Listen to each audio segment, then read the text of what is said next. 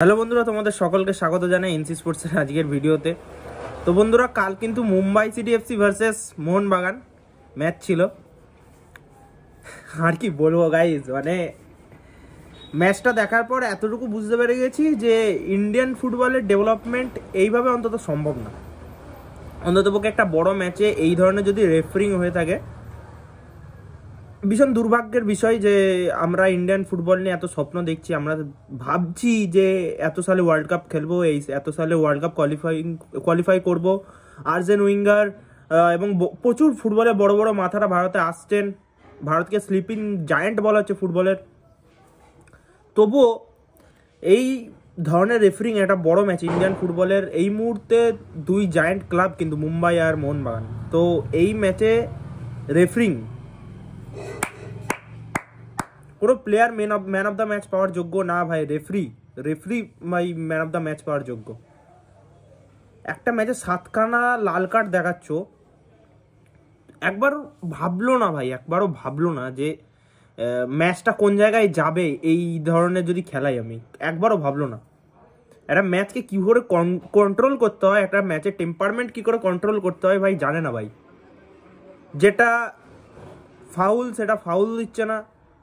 আর ভাই যেন ওর লাল কার্ড তো মানে হাতে পড়ে আছে, শুধু লাল কার্ড বার করছে, শুধু লাল কার্ড। ভাই আমরা জানতাম, প্রত্যেকে জানতো যে আজকের ম্যাচ ফিজিক্যাল ম্যাচ হবে, কিচ্ছু করার নেই, ফিজিক্যাল ম্যাচ হবে, সবাই জানতো, ঠিক আছে। বাট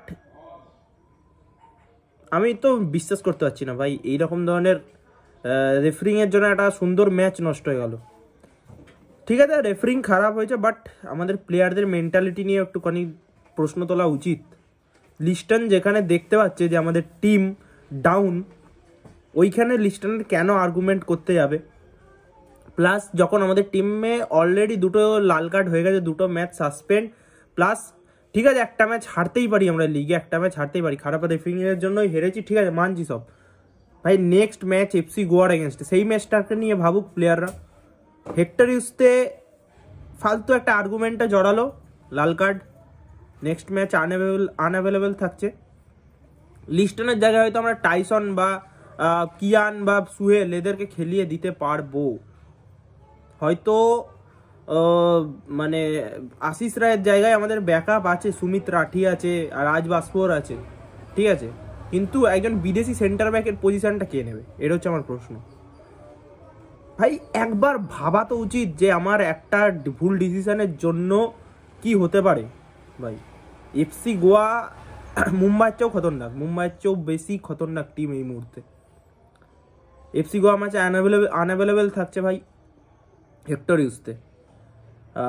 ডিফেন্সে ভাই ব্রেন্ডন হ্যামিলকে প্রচুর চাপ নিতে হবে। সুভাশিস বোসও ইয়েলো কার্ড খেয়েছে লাস্ট ম্যাচে। সব মিলিয়ে প্রচুর ডাল পারফরমেন্স। আর বিশেষ করে হুগো বুমোস, আমি বলতে বাধ্য হচ্ছি, যেখানে আমাদের টিম 1 গোলে জিতছে আর মুম্বাই যখন 10 ম্যান ডাউন হয়ে গেছে, তখন আমরা 11 ম্যান পিছে, তখন আমরা কেন প্রেস করব না? তখন কেন আমরা ডিফেন্সিভ শেপে চলে যাব? প্রশ্ন 8 নম্বর। কেন যখন আমাদের টিমে একটা লাল কার্ড হয়ে গেছে তখন আমরা ডিফেন্সিভ চেঞ্জেস আনবো না? কেন তখন আমরা অফেন্সিভ চেঞ্জেস আনবো? তারপর যখন 1 গোল খেয়ে গেলাম তারপর ডিফেন্সিভ চেঞ্জেস আনা হচ্ছে। ট্যাকটিক্সে হেরে গেছি ভাই কালকে আমরা। মোহনবাগান কালকে ট্যাকটিক্সে হেরে গেছে মোহনবাগান, মুম্বাইয়ের কাছে ট্যাকটিক্সে হেরে গেছি ভাই, ওদের কোচের ট্যাকটিক্স, সিরিয়াসলি। আর আমি আমার চ্যানেলে যে লাইভ সেশনগুলো আগে হয়েছিল, সেই প্রতিটা লাইভ সেশন আমি আগেই বলেছিলাম যে মুম্বাই সিটি এফসির সাথে ম্যাচ ফিজিক্যাল হবেই, মুম্বাই সিটি এফসির সাথে ম্যাচ ফিজিক্যাল হবেই, কিচ্ছু করার নেই, ফিজিক্যাল হবেই ম্যাচ। যাই হোক, ফিজিক্যাল হয়েছে, কিন্তু এই ম্যাচের রেজাল্টটা ভীষণ খারাপভাবে এফেক্ট করলো মোহনবাগানকে ভাই, প্রচুর খারাপভাবে এফেক্ট করবে মোহনবাগানকে। জানি না নেক্সট ম্যাচ কি হবে। আমি মাঠে যাচ্ছি, আপনারাও মাঠে আসুন, hope for the best. FC গোয়ার এগেনস্টে ঘুরে দাঁড়াতে হবে আমাদের।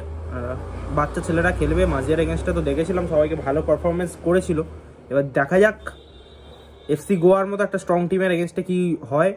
যারা ভিডিওটা দেখলেন, ভিডিওটা ভালো লাগলে অবশ্যই সাবস্ক্রাইব করুন চ্যানেলটা, পাশে থাকা বেল আইকনটি প্রেস করুন। জয় মোহনবাগান, পরে ভিডিওতে দেখা হবে।